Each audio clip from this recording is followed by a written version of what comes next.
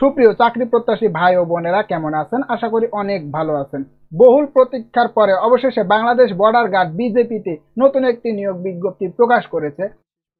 Hello viewers, এখানে বাংলাদেশের সকল জেলা থেকে নারী এবং পুরুষ প্রার্থীগণ শুধুমাত্র এসএসসি পাস থাকলেই কিন্তু আবেদনের সুযোগ পেয়ে যাচ্ছেন। হ্যালো ভিউয়ার্স, আজকের নিয়োগ বিজ্ঞপ্তিতে এ টু জেড সকল তথ্য সুন্দরভাবে উপস্থাপন করা হবে, তাই ভিডিওটি স্কিপ না করে পুরো ভিডিও জুড়ে আমার সাথেই থাকবেন। আপনারা যেমনটি স্ক্রিনে দেখতেই পাচ্ছেন, সীমান্তের অত্যন্ত প্রহরী বর্ডার গার্ড বাংলাদেশে যোগ দিন, সীমান্ত রক্ষায় গর্বের অংশীদার হন।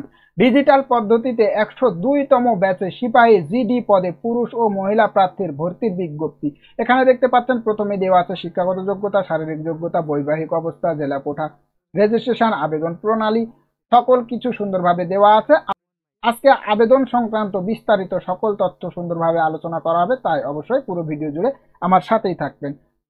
হ্যালো ভিউয়ার্স, আজকে প্রথমে আমি শিক্ষাগত যোগ্যতা, বেতন, স্কেল ও বয়স সীমা সম্পর্কে আলোচনা করব। আপনারা দেখতে পাচ্ছেন এখানে দেওয়া আছে শিক্ষাগত যোগ্যতা এসএসসি সমমান পরীক্ষায় কমপক্ষে জিপিএ 3 পয়েন্ট এবং এইচএসসি সমমান পরীক্ষায় কমপক্ষে জিপিএ 2.50 পেয়ে উত্তীর্ণ হতে হবে। পুরুষ ও মহিলা প্রার্থীর উভয়ের জন্য প্রযোজ্য। বেতন স্কেল এখানে দেখতে পাচ্ছেন জাতীয় বেতন স্কেল 2015 অনুযায়ী 9,000 টাকা থেকে শুরু করে 21,800 টাকা পর্যন্ত। তৎসহ বাড়ি ভাড়া পাবেন, বাসস্থান এবং বিধি মোতাবেক প্রাপ্য অন্যান্য সুবিধা ভাতাদি পেয়ে যাবেন। এখানে বয়স সীমা আপনারা দেখতে পাচ্ছেন 18 হতে 23 বছর পর্যন্ত। বয়স গণনার ক্ষেত্রে এফিডেভিট গ্রহণযোগ্য নয়। পুরুষ ও মহিলা প্রার্থী উভয়ের জন্য প্রযোজ্য। এখানে পুরুষ এবং মহিলা প্রার্থী উভয়ের জন্য কিন্তু একই বয়স প্রযোজ্য হবে। এখানে দেখতে পাচ্ছেন শারীরিক যোগ্যতা পুরুষ প্রার্থীদের ক্ষেত্রে এখানে 5 ফিট 6 ইঞ্চি, ক্ষুদ্র নিগোষ্ঠী ও সম্প্রদায়ের ক্ষেত্রে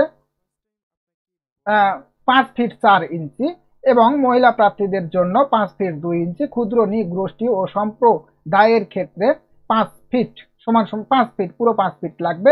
এখানে শারীরিক ওজন আপনারা দেখতে পাচ্ছেন প্রায় 50 কেজির মতো লাগবে এবং যারা ক্ষুদ্র নিগোষ্ঠী আছেন তাদের ক্ষেত্রে প্রায় 48 কেজির মতো এবং নারীদের ক্ষেত্রে এখানেও কিন্তু প্রায় 47 কেজি আপ প্লাস লাগবে এবং ক্ষুদ্র নিগোষ্ঠী যারা আছেন তাদের ক্ষেত্রে 43 কেজি পর্যন্ত। এখানে বুকের মাপ স্বাভাবিক অবস্থায় 81.28 সেন্টিমিটার সমান 32 ইঞ্চি, স্ফীত অবস্থায় 86.34 সেন্টিমিটার সমান 34 ইঞ্চি এবং ক্ষুদ্র নিগোষ্ঠীর ক্ষেত্রে এখানে অবশ্যই 81.28 সেন্টিমিটার সমান 32 ইঞ্চি।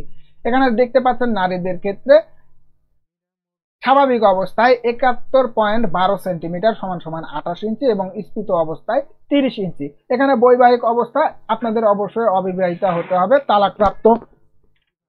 তালাকপ্রাপ্ত গ্রহণযোগ্য নয়। বৈবাহিক অবস্থা এখানে অবশ্যই আপনাদের অবিবাহিত হতে হবে। যদি কেউ তালাকপ্রাপ্ত হন তাহলে কিন্তু গ্রহণযোগ্য হবে না। পত্র বাহিনীর জনবল হ্রাস বৃদ্ধির উপর ভিত্তি করে মহাপরিচালক মহোদয় নিয়োগকারী প্রকৃত কর্তৃপক্ষ জেলা কোঠা কম বেশি করার ক্ষমতা সংরক্ষণ করে। এখানে দেখতে পাচ্ছেন জেলা কোঠা দেওয়া আছে। সকল জেলা সমূহ হতে সিপাহী জিডি পদে পুরুষ ও মহিলা প্রার্থী ভর্তি করা হবে। ভর্তির কোঠার সংখ্যা সীমিত।